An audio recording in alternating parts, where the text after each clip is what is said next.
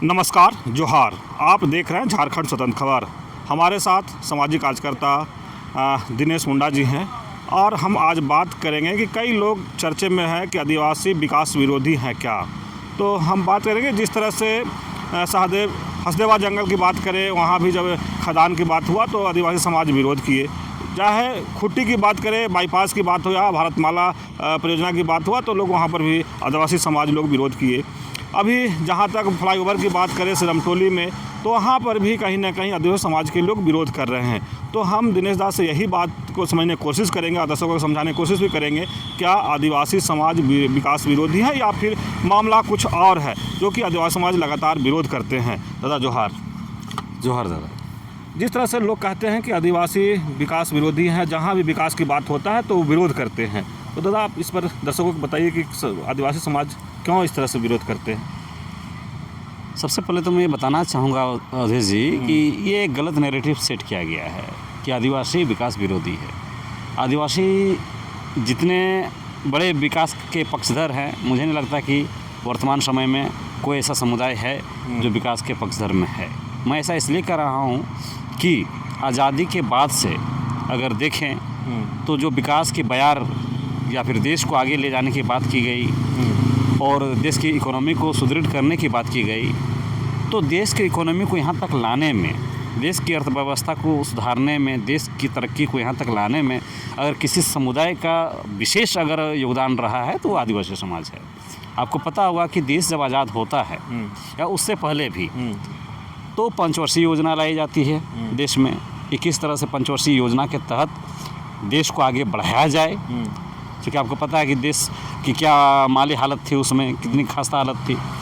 पंचवर्षीय योजना के तहत कृषि को बढ़ावा दिया जाता है, उद्योग कल कारखानों को बढ़ावा दिया जाता है। और इस पंचवर्षीय योजना के तहत आज़ादी के बाद का जो 50 साल 60 साल का जो पीरियड रहा है, वो देखा जाए तो बहुत ही ऐतिहासिक दौर माना जाता है विकास के संदर्भ में। अगर देखें तो आप देखिएगा कि उसी समय आपका HSC का गठन होता है, उसी आसपास में आपका बोकारो स्टील प्लांट का गठन होता है।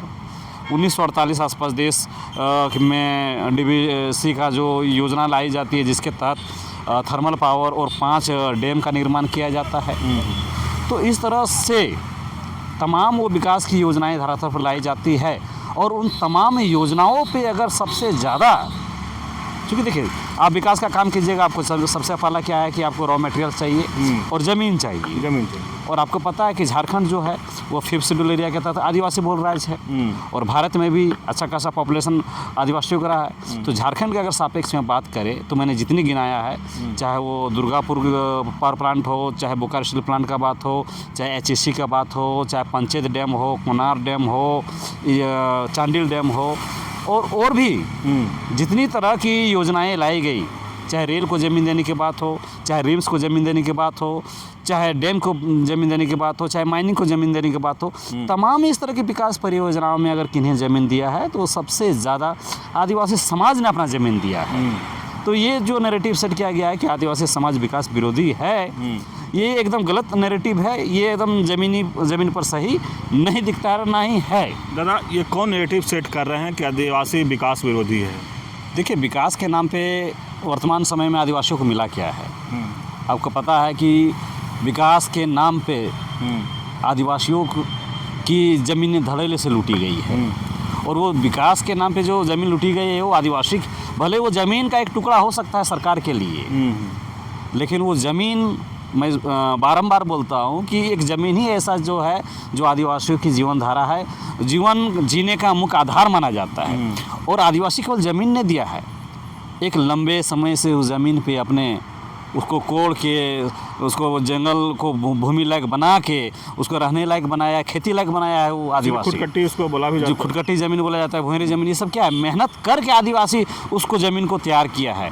उस ज़मीन में उसका सरना भी है, उस ज़मीन में उसका मसना भी है, उस ज़मीन में उसका हड़गड़ी भी है। वो तमाम चीज़ें जो आदिवासी के पहचान से और अस्तित्व से जुड़ा हुआ है, उस ज़मीन से जुड़ा हुआ रहता है। वैसे ज़मीनों को विकास के नाम पे आदिवासी से लूटने का काम किया गया है। लगातार आदिवासी विकास में अपनी भागीदारी सुनिश्चित करते आए हैं, लेकिन बदले में आदिवासी को क्या मिला है? गरीबी, लाचारी, बेबसी, पलायन, विस्थापन, बेबसी, ये जो जितनी सारी चीज़ें इस तरह का जो सौगात में मिले हैं विकास के नाम पे आदिवासियों का, क्या ये अच्छा अनुभव माना जा सकता है आदिवासियों का? विकास के नाम पे आदिवासियों का कैसा अनुभव रहा है? तो बहुत ही खराब अनुभव रहा है। और यही वजह है कि आज आदिवासी समाज विकास के नाम पे ज़मीन देने से पहले कतराती है। बाईपास का भी मामला, खूंटी बाईपास का मामला यही है। आप ज़मीन तो आप ले लीजिएगा, ज़मीन एक बार ले लीजिएगा, लेकिन अगर आदिवासी के पास ज़मीन है तो कम से कम वो उसे कोड़ के खेती करके वो अपना पेट पाल सकता है। लेकिन आप विकास के नाम पे ज़मीन ले लीजिएगा, नौकरी दीजिएगा, कितना पीढ़ी किसकी भी कोई गारंटी नहीं लेता है। ये मैं नहीं कर रहा हूँ, तमाम रिकॉर्ड्स हैं, जितने ज़मीनों लेके कितना मुआवजा दिया गया, कितना को पुनर्स्थापित किया गया, कितनों को नौकरी दिया गया। बहुत गंदा एक्सपीरियंस रहा है आदिवासियों का, इसलिए लोग विरोध करते हैं। ये तो सिर्फ विरोध हुआ किस लिए कि रोजी रोजगार का मामला में, लेकिन हम लोग आते हैं फ्लाईओवर का बात, जो सिरमटोली फ्लाईओवर का बात है। आपको पता है कि सिरमटोली जो सरना स्थल है वर्तमान समय में तमाम सरना धर्मावलंबी के लिए एक आस्था का केंद्र है। लाखों की संख्या में सरहुल में सरना धर्मावलंबी, प्रकृति के उपासक, प्रति पूजक, प्रकृति के अनुयायी लोग वहाँ जमा होते हैं और अपनी श्रद्धा व्यक्त करते हैं। आज उस सरना स्थल के ज़मीन को जिस तरह से साजिशन उसको छोटा किया जा रहा है, उसको लूटने की प्रयास किया जा रहा है, तो आप बताइए आने वाला समय में आदिवासी समाज सरहुल कैसे मनाएगा वहाँ पे? क्योंकि पूरे झारखंड नहीं, पूरे भारत के आदिवासी उस दिन वहाँ अपना जमा होते हैं और अपना सरहुल को पर्व को मनाते हैं। तो ये धर्म का मामला है। यहाँ पे ज़मीन को आड़े हाथे लेके हमारे धर्म पे हमला किया जा रहा है, हमारे धार्मिक चीज़ों को मिटाने का प्रयास किया जा रहा है। ना जाने कितने इस तरह के सरना स्थलों को भूमाफिया के द्वारा, जिसमें प्रशासन के लोग भी मिली भगत और राजनीति के जो बैठे हुए हैं राजनीति में, उनकी मिली भगत से ना जाने कितने सरना स्थलों को, मसनाओं को, इस तरह हलगड़ियों को, इस तरह से अखड़ाओं को लूट लिया गया है, आदिवासियों को उसे बेदखल कर दिया गया है। तो ये एक धार्मिक मामला भी है, यहाँ पे बनता है। और मैं बारंबार कह रहा हूँ कि इस तरह से विकास के नाम पे सिर्फ और सिर्फ आदिवासियों को सिर्फ समस्याएं हैं मिली और कुछ नहीं मिली है। यही वजह है कि आदिवासी आज विकास में अपनी भागीदारी सुनिश्चित करने से पहले 20 बार सोचती है। और इसी को लोग क्या कहते हैं कि आदिवासी विकास विरोधी है। भाई अगर विकास विरोधी रहता तो टाटा कंपनी यहाँ बैठ जाती, सेल, बोकारो सेल जो बैठी हुई है, क्या वहाँ बसाया जा सकता था? वर्तमान समय में HEC जिसका हालत बहुत खास्ता है, क्या वो बसाया जा सकता था? आपको मालूम होना चाहिए कि 1948 में DBC का जब योजना धरातल पे लाई गई तो 5 डैम का निर्माण किया गया। उस प्रोविज़न में 5 डैम रखा गया था, Panchet dam, Konar dam, Tenughat dam, Tilaiya dam. तो इस तरह से 5 डैमों में आपको पता है, मोटा मोटी ऐसा आंकड़े बताते हैं कि 90,000 से ज़्यादा लोग बेघर हुए। 90,000 से ज़्यादा लोग, मतलब 1 लाख आसपास आबादी वहाँ से विस्थापित हुई है। और 80,000 हेक्टेयर से ज़्यादा ज़मीनें एक्वायर किया गया है विकास के नाम पे। उसके बाद तो देखिए, ये तो आम बात है। अभी अगर आंकड़ा देखा जाए तो हर एक कंपनी का आंकड़ा निकालिएगा तो बहुत बड़ी लिस्ट तैयार हो जाती है। माइनिंग के नाम पे, पर्यटन के नाम पे मोटा मोटी 1.5 करोड़ आदिवासियों को उनका ज़मीन से हाथ धोना पड़ा है, बेघर होना पड़ा है, विस्थापित होना पड़ा है, पलायन के लिए मजबूर होना पड़ा है। ये टाटा कंपनी में 108 गाँव को उजाड़कर टाटा कंपनी बसाया गया है।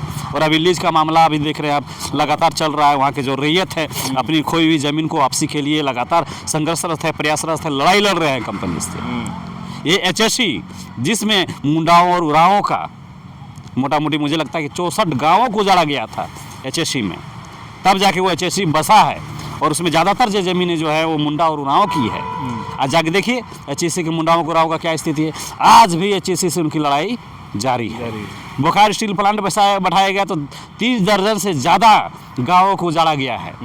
अरे भाई, लोग ज़मीन से महरूम हो रहे हैं, लोग अपनी सरना से महरूम हो रहे हैं, अपने खेत खलियान से दूर भाग रहे हैं, अपनी भाषा संस्कृति से भाग जा रहे हैं, क्योंकि वो ज़मीन ही है जो एक आदिवासी के लिए आइडेंटिटी का भी काम करता है और उसका सर्वाइवल का भी काम करता है। तो आदि जन्मभूमि से लोग बेदखल हो जाए। बेशक, मैंने तो कहा ना कि आप उनको सरना से बेदखल कर रहे हैं, आप उसके मसना से उसको बेदखल कर रहे हैं, आप उसके खेत खलियानों से बेदखल कर रहे हैं। एक आदिवासी एक मकान बनाने में ना जाने कितने रुपया जोड़ जोड़ के कई सालों में एक मकान बनाता है। अब विकास के नाम पे उस मकान को धराशायी करने में आपको मिनटों नहीं लगता है। तो आप समझ सकते हैं कि किस तरह का एक तो चौतरफा हमला कहा जाए तो ज़मीन पे हमला करना मतलब आदिवासी पे चौतरफा हमला, क्योंकि ज़मीन से उसकी सामाजिक परिवेश भी जुड़ा हुआ है, धार्मिक परिप्रेक्ष्य भी जुड़ा हुआ है, आर्थिक परिप्रेक्ष्य भी जुड़ा हुआ है। यानी अगर आदिवासी सब ज़मीन ले लेते हैं तो वो आदमी आदिवासी जड़ से ख़त्म हो जाता है। तो आदिवासी को जड़ से ख़त्म करने के लिए ये सारा षड्यंत्र है कि विकास के नाम पे आदिवासियों को ज़मीन लूटी जाए और उनकी धार्मिक चीज़ों को मिटाया जाए। अभी आप जाइए केंद्रीय जो सेंट्रल एकेडमी बना हुआ है, एक लंबी चौड़ी ज़मीन वहाँ पे ली गई है, लेकिन वहाँ के लोगों की सक्रियता के कारण आज वहाँ का सरना मसना, उतने बड़े कैंपस में भी आज सरना और मसना हमारा सुरक्षित है। ऐसा कहा जाता है कि 5th शेड्यूल एरिया में या फिर आदिवासी का जो भी धार्मिक स्थान है, सरकार भी उसको अतिक्रमण के दायरे में नहीं ला सकती है। आपको उसको सुरक्षित करना पड़ेगा, संरक्षित करना पड़ेगा। तो फिर सिरमटोली के मामले में सरकार क्यों संज्ञान नहीं ले रही है? ये तो अफसोस होता है कि आदिवासी राज्य में आदिवासी मुखिया हमारे हैं, लेकिन उनको ये सब दिखाई नहीं देता है कि किस तरह से हमारे धार्मिक चीज़ों को मिटाने के लिए लोग विकास के नाम पे षड्यंत्र कर रहे हैं। इसमें तो हेमंत सोरेन को संज्ञान में लाना चाहिए। लेकिन दादा, जिस तरह से हेमंत सोरेन संज्ञान लिए और 31 आदिवासी अगुआ को बुला करके बात किए हैं, कुछ टाइम भी लिए हैं, उस पर आप देखिए, संज्ञान में लेना और ज़मीन पे काम करना दोनों अलग चीज़ें हैं। आज तक आदिवासियों का मामला को सिर्फ संज्ञान में लिया जाता है और आश्वासन दिया जाता है, लेकिन ज़मीन में कितना काम हो रहा है?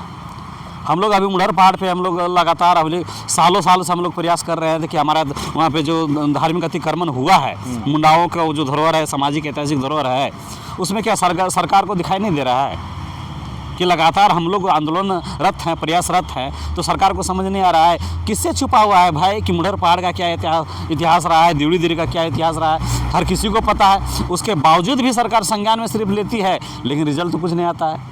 सीएम तक वहाँ गए थे, भूतपूर्व सीएम हमारे चंपई सोरेन जी भी मुढ़र पहाड़ कैंपस में गए हैं। इस मामला से उनको अवगत कराया गया है, लिखित रूप से भी अवगत कराया गया है, लेकिन क्या मुढ़र पहाड़ पर धार्मिक अतिक्रमण रुका हुआ है? नहीं हुआ है। तो इसकी क्या गारंटी है कि हमारे माननीय सीएम जी जो संज्ञान में लिए हैं हमारे सिरमटोली सरना स्थल को लेके, उस पर वो सकारात्मक काम करेंगे? तो एक्शन वो दिखता नहीं है जो आश्वासन दिया जाता है। भरोसा नहीं हो पा रहा है। बेशक आदिवासी को तो आज के डेट में ना नेता पे भरोसा है, ना प्रशासनिक अधिकारी पे भरोसा है। कारण क्या है कि सिर्फ और सिर्फ धोखा और छलावा ही मिला है आदिवासियों को।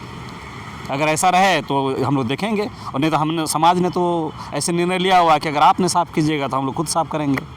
इसलिए कि अभी बहुत जल्द सरहुल भी आने वाला है। सरहुल बहुत जल्द नहीं, सरहुल देखते देखते आ जाएगा और प्रशासन संज्ञान लेते रह जाएगी। बाद में देखिएगा कि ये आदिवासी समाज अपनी धार्मिक धरोहर को बचाने के लिए फिर से रोड पे आएगी और सिरमटोली आसपास में जो भी अतिक्रमण हुआ है या फिर जो भी हमें नुकसान पहुंचाया जा रहा है, चोट किया जा रहा है, उसका हम लोग माकूल जवाब देंगे और हम खुद उसका निर्णय हम लोग करेंगे, उसका समाधान निकालेंगे। चलिए, सामाजिक कार्यकर्ता दिनेश मुंडा जी की बात आप सुने और बहुत अच्छा लगा कि जिस तरह से ये कहे कि आदिवासी विरोधी का एक जो नैरेटिव सेट कर रहे हैं, और नैरेटिव सेट करके लोग ये बता रहे हैं कि आदिवासी विकास विरोधी है, लेकिन ये गिनाए जिस तरह से कि आदिवासी विकास विरोधी नहीं है। आज तक अगर विकास हुआ है तो आदिवासियों को क्या मिला है? चाहे HEC की बात किए, चाहे बोकारो की बात कर रहे हैं कंपनी का, या टाटा की बात कर रहे हैं, या कई डैम की बात किए कि हज़ारों की संख्या में लोग पलायन हो गए। 80,000 हेक्टेयर वो डैम में चला गया। तो ये लगातार इस बात को कह रहे हैं कि आदिवासी विकास विरोधी नहीं है, लेकिन जब विकास होता है तो आदिवासियों को क्या मिला आज तक, इस पर ये चिंतित है, इस पर ये बात रखना चाह रहे थे। और ये बताना चाह रहे हैं कि जिस तरह से सरकार को भी संज्ञान में लेना चाहिए, चाहे धार्मिक स्थल हो या तमाम चीज़ हो, तो संज्ञान नहीं, उस पर धरातल पर काम भी होना चाहिए। स्पष्ट ये कह रहे हैं कि संज्ञान तो सरकार लेती है, लेकिन धरातल पर काम दिखती नहीं है। ये मुढ़ा पहाड़ की ही बात की है कि जिस तरह से पिछले जो मुख्यमंत्री चंपई सोरेन थे उनको लिख करके भी, मिल करके ही बताया गया था मुढ़ा पहाड़ के लिए जो अतिक्रमण हो रहा है उसके लेकर के।